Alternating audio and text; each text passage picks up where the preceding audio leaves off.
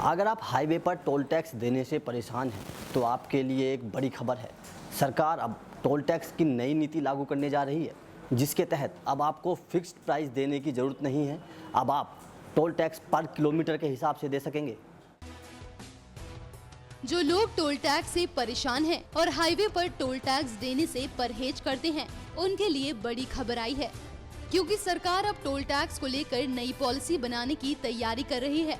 नई पॉलिसी के मुताबिक अब आपको टोल टैक्स फिक्स नहीं बल्कि किलोमीटर के हिसाब से देना होगा। मतलब अब आप सड़क पर जितने भी किलोमीटर चलेंगे, अब आपको उतने ही पैसे देने होंगे।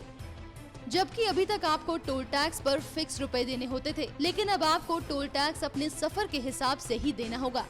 इस नई पॉलिसी को लेकर केंद्रीय मंत्री नितिन गडकरी ने कहा कि इस पॉलिसी को लेकर सरकार काम कर रही है और जल्द ही ये कानून अमल में भी लाया जाएगा।